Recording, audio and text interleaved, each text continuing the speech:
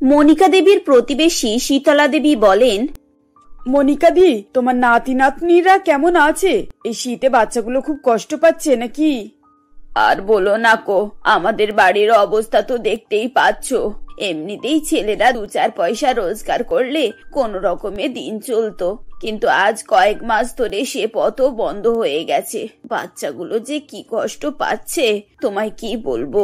ঘরে না একটা ভালো কম্বল আছে, আর না ওদের গায়ে দেবার ভালো একটা জামা কাপড় সোয়েটার।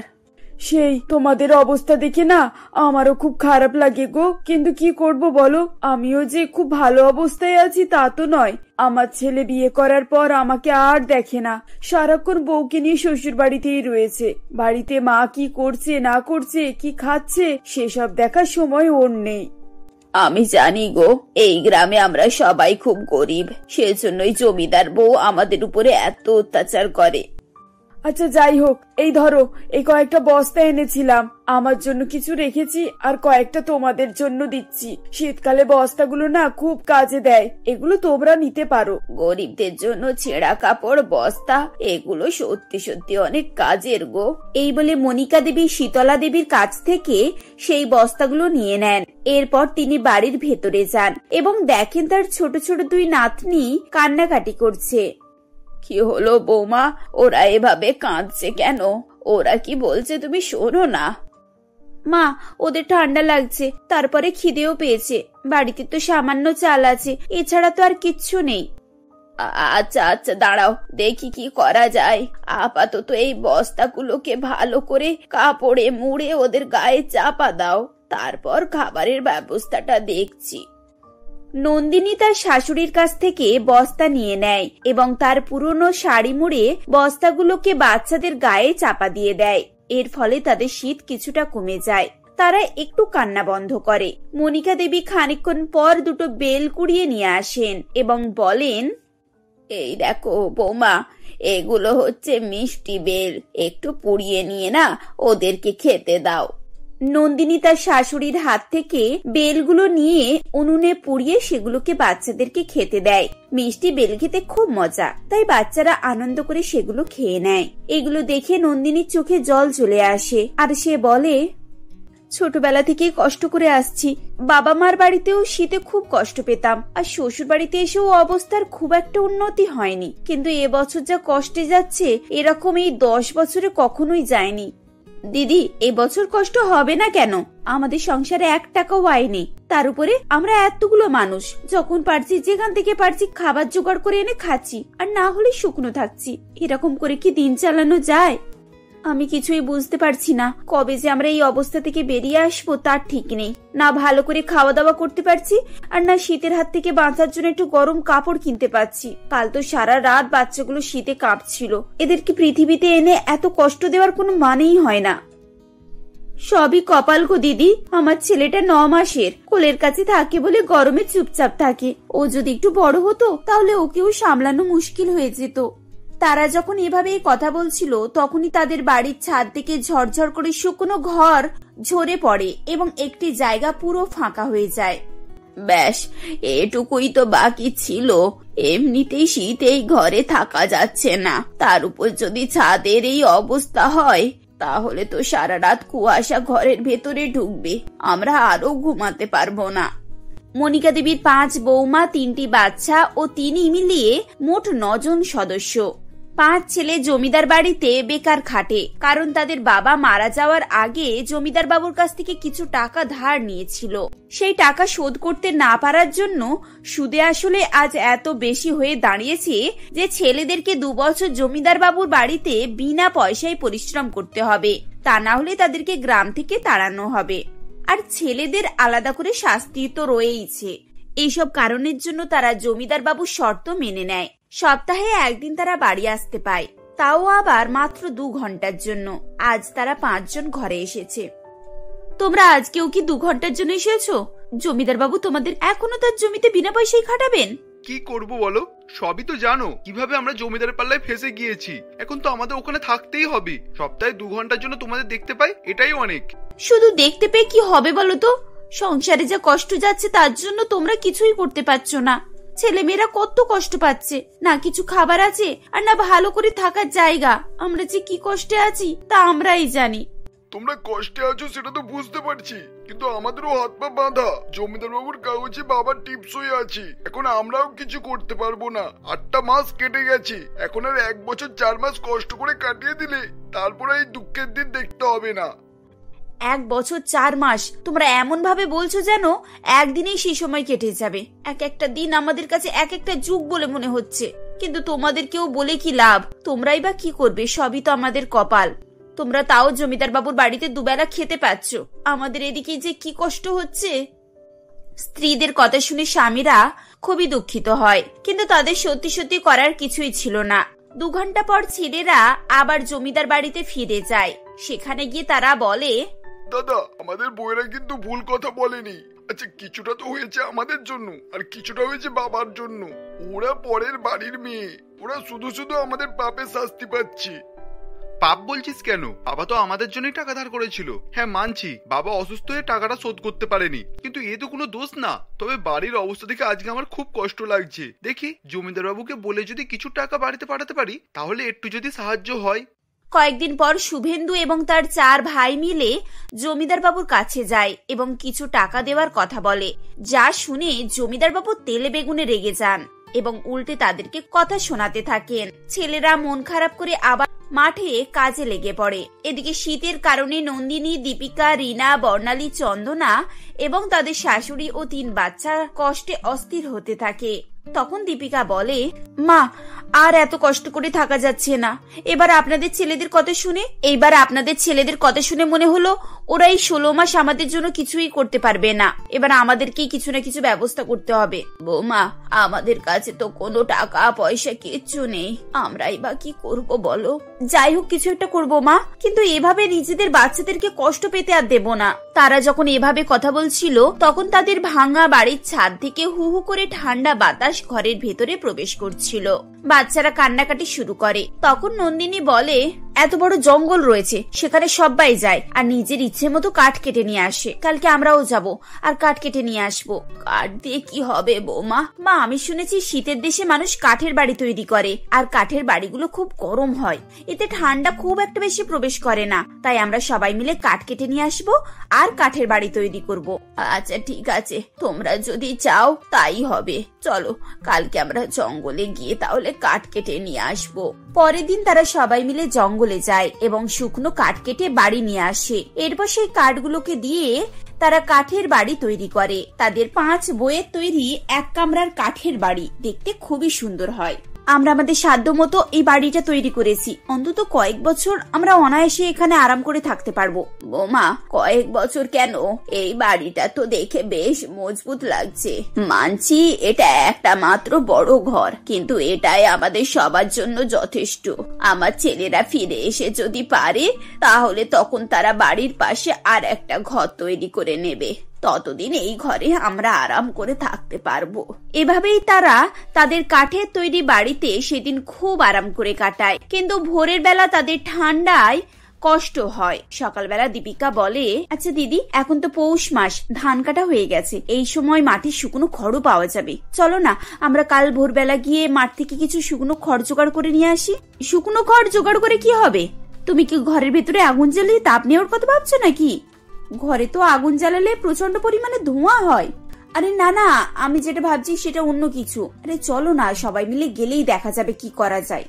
দীপিকার কথা শুনে তার বাকি জায়েরা এবং শাশুড়ি রাজি হয়ে যায়। পরের দিন 6 জন মিলে মাঠে যায় এবং শুকনো খড় কাটা দেখতে পায়। তারা সেগুলোকে বস্তার মধ্যে পুরে বাড়ির ভেতরে নিয়ে আসে।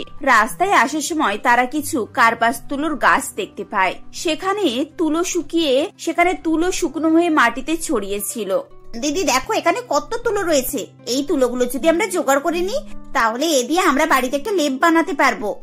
ঠিক আছে, আমরা এই বস্তাগুলোকে ঘরে নিয়ে যাচ্ছি আর তোমরা 3 জন তুলোগুলোকে ভালো করে কুড়িয়ে নিয়ে এসো। এভাবেই তারা শুকনো খড় এবং তুলো নিয়ে বাড়ি ফিরে আসে। তারপর খড়গুলোকে বাড়ির মেঝেতে বিছিয়ে দেয় আর বস্তা বিছিয়ে মোটা গদি তৈরি করে। এরপর পুরনো সুতির কাপড়গুলোকে সেলাই করে বড় খোল তৈরি করে এবং সেই তুলোগুলোকে খোলের মধ্যে ভালো করে ভরে সেলাই করে নেয়। দেখো দেখো, কত সুন্দর লেপ তৈরি হয়ে গেছে। আরো 2-3 দিন ওই গাছের তলায় গিয়ে তুলো কুড়িয়ে আনবো। সবার একটা করে লেপ হয়ে গেলে আর কষ্ট থাকবে না।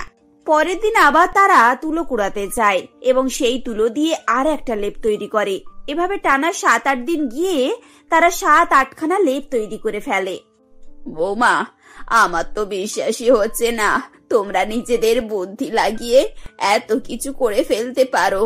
নিজেরাই বাড়ি তৈরি করলে, নিজেরাই তোষক লেপ সবকিছু। দিদি, আমরা নিজেরাই যখন এত কিছু করে নিয়েছি তাহলে আর কেন পিছিয়ে থাকবো? এবার আমাদের নিজেদের রোজগারের উপায় দেখতে হবে। দেখো, ওই কার্পাসের জঙ্গল থেকে আমরা তুলো কুড়িয়ে নিয়ে আসবো, আর তা দিয়ে লেপ তোষক সমস্ত কিছু বানাবো, আর গরম গরম কাপড়ও বানাতে পারবো ওটা দিয়ে। আর সেগুলো যদি বাজারে বিক্রি করি তাহলে কিন্তু আমাদের বেশ ভালোই লাভ হবে। এরপর তারা সবাই মিলে তুলো দিয়ে লেপ, কম্বল, গরম গরম কাপড় ইত্যাদি বানানো শুরু করে। নিজেদের বাড়ির প্রয়োজন মিটিয়ে বাকি জিনিস তারা বাজারে বিক্রি করত এবং এভাবেই তাদের দুবেলার খাবারের ব্যবস্থা হয়। এরপর ধীরে ধীরে তারা বাড়িতে ছোটখাটো কাজকর্ম শুরু করে। লেপ কম্বল তৈরি, বালিশ তৈরি, গরম কাপড় তৈরি, জঙ্গলের কাঠ কেটে বাচ্চাদের খেলনা, এছাড়া বাঁশ দিয়ে চুপড়ি, ঝুড়ি ইত্যাদি তৈরি করে। এভাবেই ছোট ছোট কাজ করে তারা তাদের রোজগারের ব্যবস্থা শুরু করে। দেখতে দেখতে 16 মাস কেটে যায় এবং মনিকা দেবীর 5 ছেলে ঋণ শোধ করে বাড়ি ফিরে আসে। আরে বাহ, এর মধ্যে তোমরা এত কিছু করে ফেলেছো, বাড়ি করেছো, আসবাবপত্রও করেছো, তার উপর আবার রোজগারও করছো। সত্যি তোমাদের উপর আমরা অনেক গর্বিত। জানো, এখান থেকে যাওয়ার পর আমরা অনেক চেষ্টা করেছি, কিন্তু জমিদার বাবু আমাদের কোনো কথাই শোনেনি। সেদিনের পর থেকেই আমাদের 2 ঘন্টা বাড়িতে আসাও বন্ধ করে দিয়েছে। কত কষ্ট করে যে কয়েক মাস কাটিয়েছি তা আমরাই জানি, কিন্তু এখানে এসে আমরা সমস্ত দুঃখ কষ্ট ভুলে গিয়েছি। এবার থেকে আর কোনো সমস্যাও হবে না। আমরা ঠিক করেছি এবার শহরে যাব আর রোজগার করব, আমাদের সমস্ত শখ আহ্লাদ পূরণ করব। এরপর তারা শহরে যায় এবং রোজগার করে বাড়িতে পাঠাতে থাকে, যার ফলে তাদের সংসারে আর কোনো কষ্ট থাকে না। কয়েকদিন পর তারা নতুন দোতলা বাড়ি তৈরি করে। এভাবে পরিশ্রম এবং বুদ্ধিমতী বউদের সহযোগিতায় তারা তাদের জীবন পাল্টে ফেলে এবং সবাই মিলে সুখে শান্তিতে বসবাস করতে থাকে। বলি গিন্নি, কোথায় গেলে? বাজারের ব্যাগটা দাও। বেলা 9টা বেজে গেল, এর থেকে বেশি দেরি হলে হয়তো বাজার উঠেই যাবে। কি উঠে যাবে বললেই উঠে যাবে? আজ রবিবার, বেলা 12টা পর্যন্ত বাজার থাকবে, বুঝেছো? বলি, তুমি এত সাত সকালে বাজারে গিয়ে কি করবে শুনি? এমনিতেই বাজারে যা দাম, তার উপরে সকালে গেলে আরো দাম নেবে। তুমি আর একটু বেলাতে বাজারে যাবে, তাহলে সবকিছু সস্তায় পাবে। হ্যাঁ, সস্তায় পাবে বটে, কিন্তু পচা পচা সবজি আর পচা পচা মাছ পাবে। বলি মা, রোজই তো পচা সবজি পচা মাছ খাওয়া হয়, আজ রবিবার, আজ ভাবলাম বাজার থেকে হয়তো একটু ভালো সবজি আর টাটকা মাছ নিয়ে আসবে, কিন্তু না, এখন দেখছি সেটাও মাটি হয়ে গেল। হ্যাঁ হ্যাঁ, ঠিক আছে, অত ভালো সবজি আর টাটকা মাছ খেতে হবে না। এমনিতেই দিন দিন যা বাজারের দাম বাড়ছে, 2 দিন পর না খেতে পেয়ে মরতে হয়। আসলে স্বপ্না দেবী চিরকালই কিপ্টে স্বভাবের মানুষ ছিল। স্বপ্না দেবী তার স্বামী কার্তিক বাবু এবং তার পুত্র ইন্দ্রজিতের সঙ্গে বেলপুকুর নামক গ্রামে বাস করত। স্বপ্না দেবীর স্বামী কার্তিক বাবু এবং ছেলে ইন্দ্রজিৎ সরকারি দপ্তরে কাজ করলেও স্বপ্না দেবীর কিপ্টমোর জন্য তাদের অবস্থা নাজেহাল হয়ে পড়েছিল। এমনকি স্বপ্না দেবী তার কিপ্টমোর জন্য সারা গ্রামেও বিখ্যাত ছিল। এভাবেই দিন অতিবাহিত হতে থাকে। এমনই একদিন কার্তিক বাবু স্বপ্না দেবীকে বলে, এই যে গিন্নি, শুনছো? বলি আমাদের ছেলের তো বয়স হয়ে গেল, এবারে ওর বিয়ের ব্যবস্থাটা করতে হবে। এমনিতেই আমাদের ছেলের ভালো চাকরি আছে, ওর কোনো অসুবিধা হবে বলে তো আমার মনে হচ্ছে না। কথাটা শোনা মাত্রই স্বপ্না দেবী চুপ হয়ে যায় এবং সে কিছুক্ষণ চুপ থাকার পর মনে মনে ভাবে, ছেলের বিয়ে মানে খরচপাতির ব্যাপার, আবার বাড়িতে নতুন বৌমা আসলে সংসারের খরচ দ্বিগুণ বাড়বে।